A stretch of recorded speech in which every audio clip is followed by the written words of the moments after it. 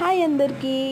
ఇవాళ మా నాన్నమ్మ నా కోసం ఊరి నుంచి ఏమేమి పంపించిందో మీరు కూడా చూసేయండి. ఫస్ట్ వచ్చేసి చింతకాయలు. This is my favourite. ఎప్పుడు నేను ఊరు వెళ్ళినా ఫస్ట్ చింతకాయ చెట్టు దగ్గరికి వెళ్తాను. ఇంకా అవన్నీ పండినాక ఎండబెట్టి పంపించింది, సీడ్స్ తీసి నీట్గా. ఇంకా పల్లీలు పంపించింది.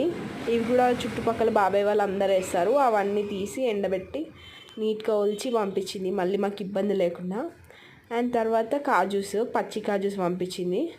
ఇంకా చాలా ట్రై చేశారంట, అంటే 1 డేనే ఉన్న డాడీ ఆ 1 డేలో తీసుకురావడానికి.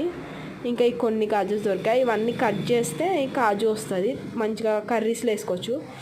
చికెన్లో అయితే చాలా బాగుంటుంది. ఇంకా తర్వాత ఇవేమో కాల్చినవి, ఎండిపోయాక కాల్చినవి. దీన్ని ఇంకా నేను వీడియో తీస్తూనే ఉన్నా, ఇంకా మా అమ్మ కొట్టడం స్టార్ట్ చేసేసింది కాజులు తీయడానికి. మళ్ళీ అవి లేట్ అయితే ఇంకా అలానే వదిలేస్తామని.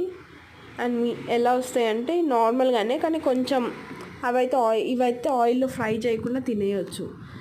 అండ్ స్వీట్స్లో కూడా చాలా బాగుంటుంది టేస్ట్ ఇవైతే.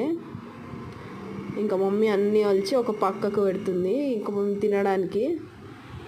ఇంకా కొన్ని మునక్కాయలు పంపించింది.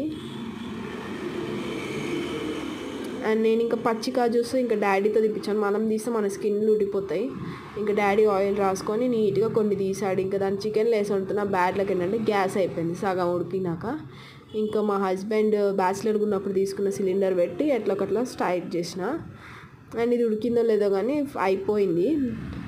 ఇంకా కర్రీ అయితే చేశాను. అండ్ థ్యాంక్ యూ నానమ్మ.